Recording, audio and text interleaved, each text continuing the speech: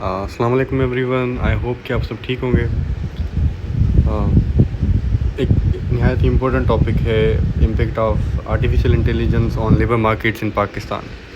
Artificial intelligence है तो बहुत ज़्यादा ही इम्पोर्टेंट टॉपिक, बट उसके हम मिस्टेक ये करते हैं कि उसके डिफरेंट एस्पेक्ट्स को कवर नहीं करते, ठीक है। और आज हम कोशिश करेंगे कि I know that we all have studied about artificial intelligence.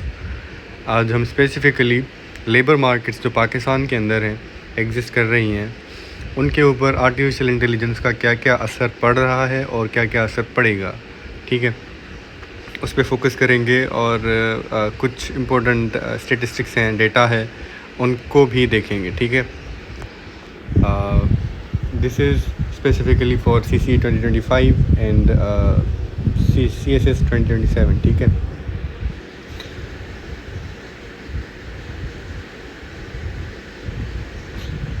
बात यह है कि पाकिस्तान की जो पाकिस्तान से रिलेटिवली लो डिजिटलाइजेशन में initially limit AI driven displacement, but it's large youth population, weak social protection and shortage of high productivity jobs make the transition particularly important, ठीक है। यहाँ पे artificial intelligence presents both significant risks and key opportunities for Pakistan's job market, ठीक है। मतलब पाकिस्तान में artificial intelligence jobs भी create करेगी, but at the same time वो कुछ सिग्निफिकेंट रिस्क भी क्रिएट करेगी, ठीक है।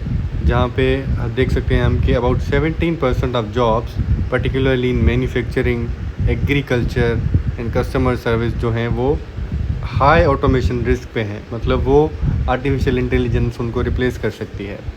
At the same time Pakistan की जो IT एक्सपोर्ट है that has crossed $3.2 billion. $3.2 billion is a big amount. And AI adoption offers high-paying remote and tech jobs. यहाँ पे artificial intelligence जो है वो high paying jobs को provide करती है और technology jobs provide करती है। Balancing these two sides requires proactive government action through digital literacy, worker reskilling and social protection.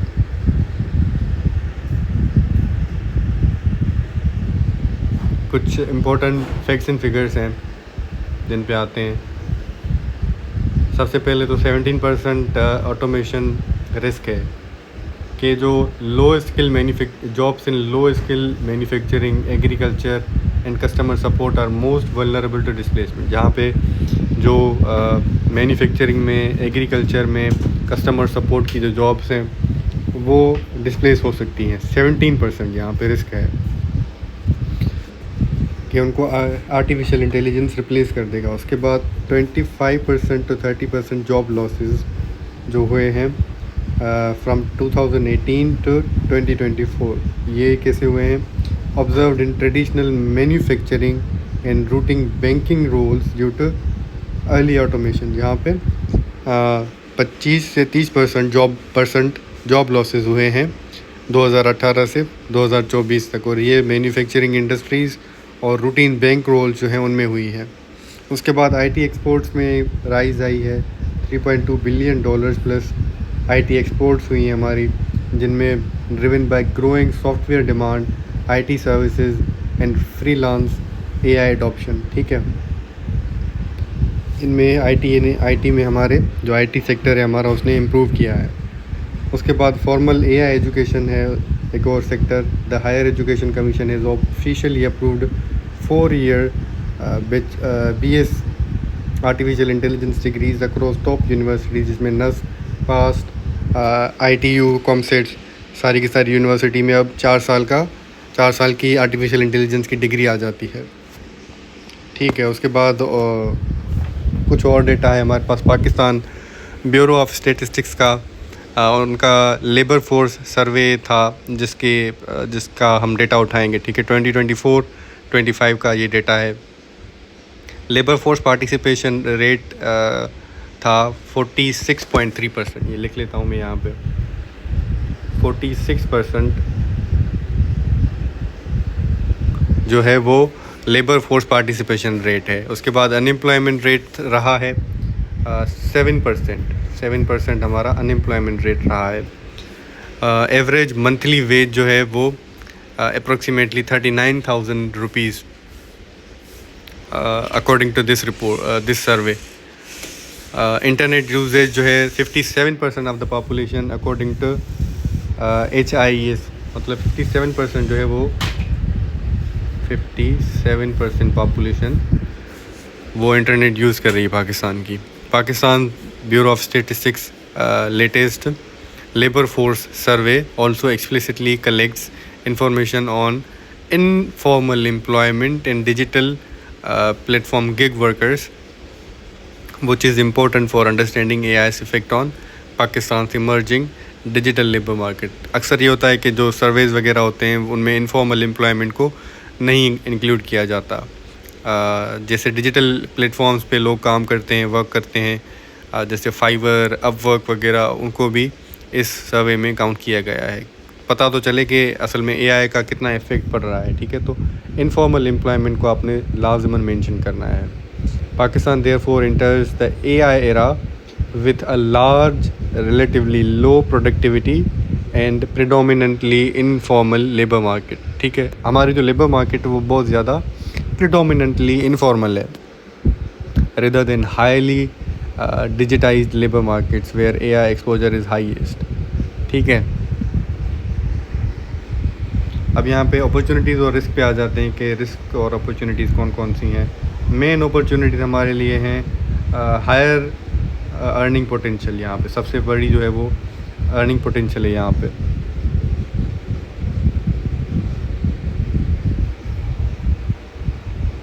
Freelance and remote AI jobs allow Pakistani youth to earn in foreign currency. सबसे बड़ा जो positive है Pakistani labour market के लिए वो है कि हम घर बैठे रिमोट जॉब्स कर सकते हैं, फॉरेन करेंसीज़ में कमा सकते हैं बिकॉज ऑफ आर्टिफिशियल इंटेलिजेंस। ठीक है, उसमें दूसरी अपॉर्चुनिटी है एक्सपोर्ट ग्रोथ। हमारा जो IT सेक्टर है उसमें AI सर्विसेज से हम एक्सपोर्ट कर सकते हैं।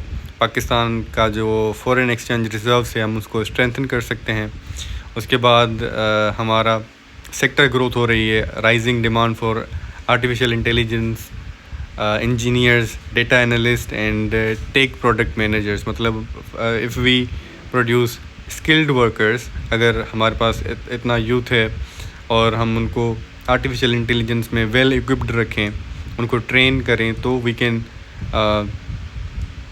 utilize them here as well as export them to foreign countries। यहाँ पे AI इंजीनियर्स की, डेटा एनालिस्ट की और टेक प्रोडक्ट मैनेजर्स की रिक्वायरमेंट भी है, क्योंकि इनकी जो डिमांड है वो बढ़ती जा रही है विथ ईच पासिंग डे। ठीक है, उसके बाद कुछ रिस्क हैं, main risk and human security concerns. Main risk जो हैं उन पे आते हैं। लो स्किल एंड जॉब लॉस। सबसे पहला है लो स्किल जॉब लॉस। उसमें अगर हम अनस्किल्ड हैं, सेमी स्किल्ड वर्कर्स हैं, तो हमें डिस्प्लेसमेंट का ख़तरा है कि हम अपनी जॉब लूज़ कर सकते हैं। अगर हमें सेफ्टी नेट नहीं है provided, then we can lose our jobs if we are unskilled और लो स्किल्ड वर्कर्स।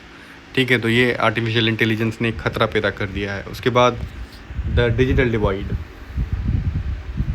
के मेजॉरिटी है एक पाकिस्तान के अंदर जो कि अभी तक इंटरनेट यूज़ कर ही नहीं रही है।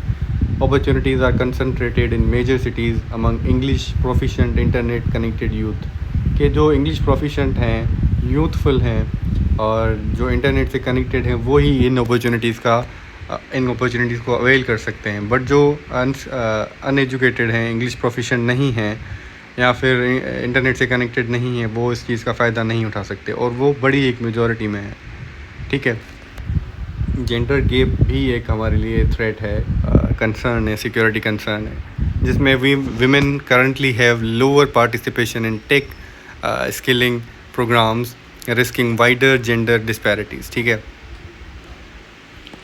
अब कुछ रीजनल कंपैरिजन भी उठा लेते हैं, उनको देख लेते हैं कि इंडिया जो है उन्होंने launch large scale national AI skilling programmes to reach students beyond elite tech institutes. ठीक है, उनका इंडिया के अंदर IIT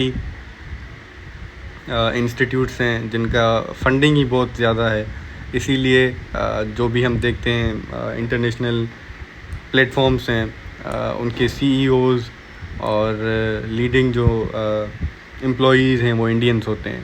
ठीक है, तो इंडिया ने अब ये किया है कि उन्होंने नेशनल एआई स्किलिंग प्रोग्राम शुरू किए हैं, जिनमें वो पहले तो वो सिर्फ अपने एलीट इंस्टीट्यूट्स में एआई पढ़ाते थे, अपस्किल करते थे यूथ को, बट अब वो उससे बियॉन्ड जा रहे हैं, उससे आगे जा रहे हैं कि वो जिनके पास इतनी एक्सेस नहीं है उनके पास भी गवर्नमेंट खुद जा रही है उन्हें एजुकेट करने, उन्हें ट्रेन करने। ठीक है, दूसरा एग्जांपल है हमारा रीजन के अंदर फ़िलीपींस जो है उन्होंने they adopted its massive call center BPO industry by retaining agents for higher value AI assisted task. मतलब उन्होंने अपने कॉल सेंटर बीपीओ इंडस्ट्री को रिफॉर्म किया और अपने जो एम्प्लॉयज़ वगैरह थे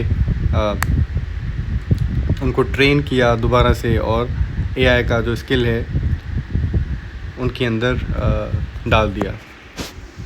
अब कुछ और इम्पैक्ट्स पढ़ते हैं हम, उसके बाद आखिर में देखेंगे हम पॉलिसी रिकमेंडेशंस। ठीक है,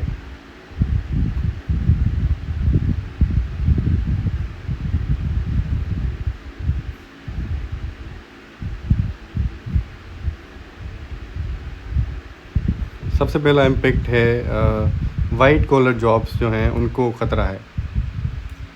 यहाँ पे डेटा एंट्री ऑपरेटर्स आ जाते हैं, basic accounting AI can automate, और मतलब एआई के पास ये है ऑटोमेशन का फीचर कि वो डेटा एंट्री कर सकती है, basic accounting, transcription, customer support, translation, routine content writing, basic graphic design, simple coding, administrative work, document processing, research assistance, book keeping, legal basic legal documentation work, ये सारा का सारा एआई कर सकती है। ठीक है, इससे क्या होता है कि this is particularly significant because generative AI is different from earlier automation.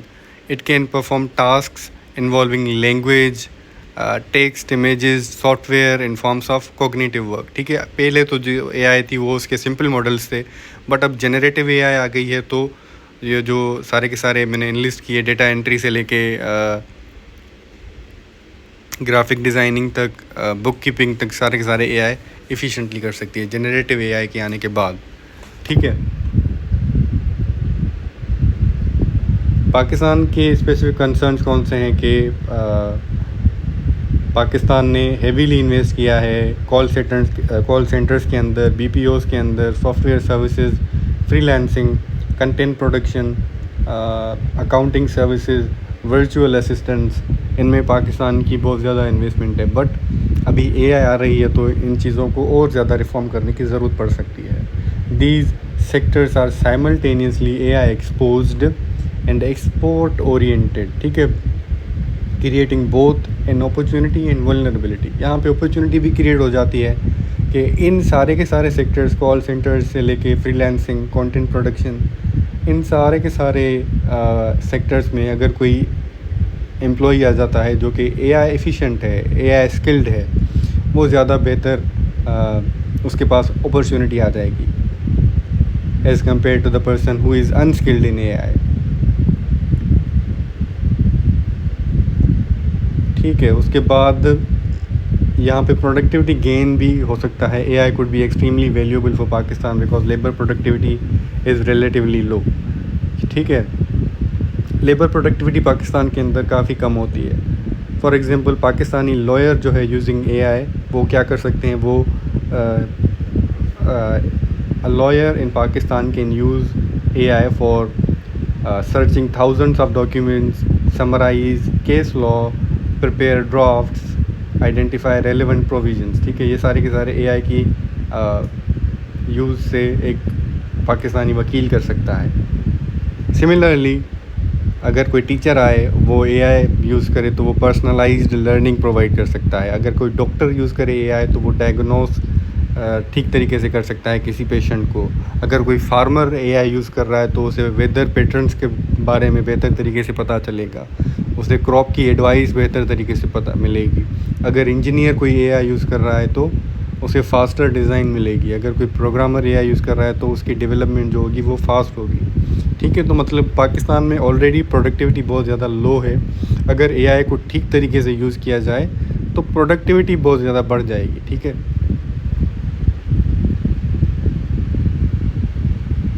उसके बाद एक और चीज़ है कि हमारे पास नए ऑक्यूपेशन क्रिएट हो जाएंगे। वैसे तो हमारे पास कन्वेंशनली ऑक्यूपेशंस होते हैं, फॉर एग्जांपल असिस्टेंट डायरेक्टर से लेके असिस्टेंट क्लर्क वगैरह, ये सारे सारे जो होते हैं, असिस्टेंट कमिश्नर, ये सारे ऑक्यूपेशंस हैं हमारे पास। ठीक है, अब नए ऑक्यूपेशंस भी हमारे पास क्रिएट होंगे एआई की वजह से, जैसे AI engineers, machine learning engineers, data scientist, AI trainers, prompt application specialist, AI product managers, cyber security specialist, AI auditors, data annotators, automation consultant हो गए, और एआई इंटीग्रेटेड सॉफ्टवेयर डेवलपर्स, ये सारे के सारे नए ऑक्यूपेशन हमारे पास क्रिएट हो जाएंगे। ठीक है,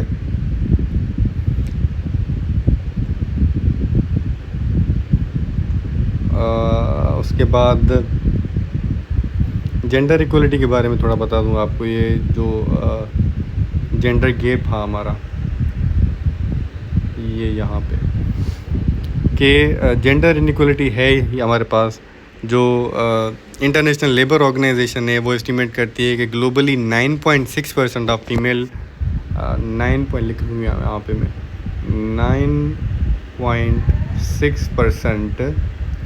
9.6% of female dominated employment is exposed to potentially transformative generative AI effects compared with 3.5% of male dominated employment। ठीक है,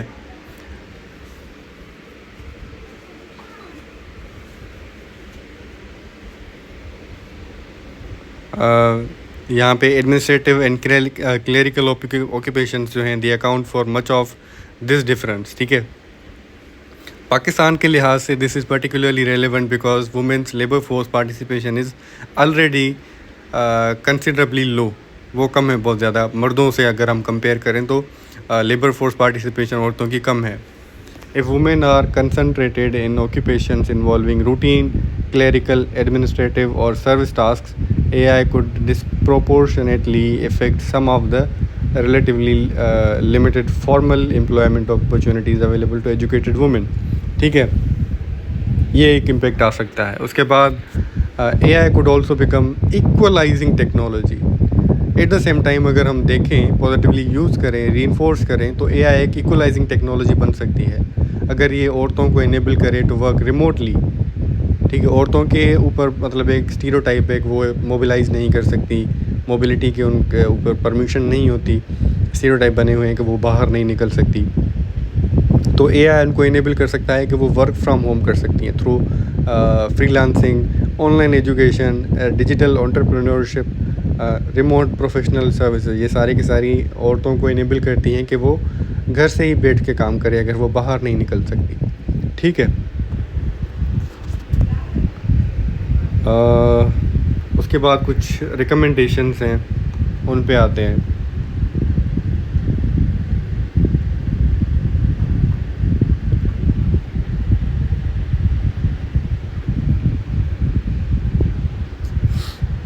सबसे पहला है एक्सपैंड एआई एजुकेशन। आपने एआई की जो एजुकेशन है, आर्टिफिशियल इंटेलिजेंस को बढ़ाना है। Move AI training beyond top tier universities into public schools, colleges and TVET vocational institutes. देखिए, हमारे पास ये कॉन्सेप्शन है कि ये सारी की सारी चीज़ें हमें पढ़ानी चाहिए हायर एजुकेशन लेवल पे, बट ऐसा है नहीं। हमें ये सारी की सारी चीज़ें स्कूल्स के अंदर प्राइमरी लेवल पे, एलिमेंट्री लेवल पे, कॉलेजेस लेवल पे इंटीग्रेट करवानी है। बच्चा शुरू से पढ़ता आएगा तभी तो उसे पता चलेगा कि ये चीज़ क्या है। एक चीज़ आपको बताता हूँ, I happen to visit one of my classes. जब मुझे कुछ काम था, अपने स्कूल गया था मैं 9th क्लास में। ठीक है, वहाँ पे एक पोस्टर लगा हुआ था जिस पे लिखा हुआ था कि mobile phones and cell phones are not allowed. मतलब आप 9th क्लास का बच्चा जो है, जो इतनी समझ रखता है, अगर मतलब दूसरे कंट्रीज़ में देखें कि वहाँ पे डिजिटल स्क्रीन्स हैं और पूरी की पूरी ऑनलाइन एजुकेशन हो गई है, बट यहाँ पे आप कह रहे हैं स्पेसिफ़िकली कि यहाँ फ़ोन लाना अलाउड नहीं है। I found that very absurd. ठीक है, आप बच्चे की फाउंडेशन ही ऐसी वीक बना रहे हैं कि वो आगे चल के क्या उसमें इंटरेस्ट होगा पढ़ने का, क्योंकि फ्यूचर हमारा सारा का सारा टेक्नोलॉजी से रिलेटेड है। आप फ्यूचर से ही हमें एलिनेट कर रहे हैं। ठीक है, तो शुरुआत करनी है पब्लिक स्कूल्स एंड कॉलेजेस से। उसके बाद टारगेटेड री स्किलिंग, ये भी एक पॉलिसी रिकमेंडेशन है पाकिस्तान के लिए। Setup retraining programmes specifically for factory workers, customer support agents and farm labourers. अपनी लेबर फोर्स को आप ज़्यादा स्किल करवाना चाहते हैं तो उनकी री स्किलिंग करें। ये जो सेक्टर्स मेंशन्ड है यहाँ पे, कस्टमर सपोर्ट का, फैक्ट्री वर्कर्स का, फार्म लेबरर्स का, इन सारे के सारे जो सेक्टर्स के अंदर काम करते हैं उनको आप एआई से री स्किल करें। उनका काम आसान भी हो जाएगा, उनका काम बेहतर प्रोडक्टिविटी के साथ हो जाएगा, and they have the potential to earn more. ठीक है, एआई के साथ ये सारी की सारी चीज़ें री स्किलिंग के साथ पॉसिबल हैं। उसके बाद next is improve digital infrastructure. Pakistan के साथ इंफ्रास्ट्रक्चर का मसला भी है। हम अगर किसी देहात के इलाके में जाएंगे तो वहाँ पे हमारा नेटवर्क का इशू शुरू हो जाएगा। देखें, वी आर लिविंग इन 2026। दुनिया 5G की तरफ बढ़ गई है, 5G से आगे जा रही है, और हमें अभी तक नेटवर्क कनेक्टिविटी का इशू है। तो we have to work on our digital infrastructure. High speed internet जो है वो बहुत ज़्यादा इम्पोर्टेंट है, in power supply in non urban areas to broaden remote work opportunities. ठीक है, आपने ये सारी की सारी चीज़ें प्रोवाइड करनी है। बहुत सारा यूथ रूरल एरियाज़ में रहता है और उन्हें ये सारी अपॉर्चुनिटीज़ नहीं मिलती। उसके बाद next is update social safety nets. बंदे के पास सोशल सेफ्टी नहीं होगी तो वो परेशानी में क्या ही काम करेगा। ठीक है, तो adopt programmes like Benazir income support programme to support workers temporarily displaced by technology transition. जिनको जॉब से निकाला गया है, डिस्प्लेस हो गए हैं वो टेक्नोलॉजी ट्रांजिशन की वजह से, तो उनको आप फ़िलहाल सपोर्ट करें ताकि वो अपने पाँव पे फिर खड़े हो जाएं, उनसे जान ना छुड़वाएं अपनी। ठीक है, so this was it from my side. I hope को आपको ये टॉपिक समझ में आ गया होगा। If you have any queries about this particular topic, you can let me know in the comment section below. I will try to address your queries. And if you want me to cover any other topic specifically, तो वो आप भी बता सकते हैं, वो भी मैं ट्राई करूँगा कि आपका कवर हो जाए। And I will see you in another video. Till then, take care. Allah Hafiz.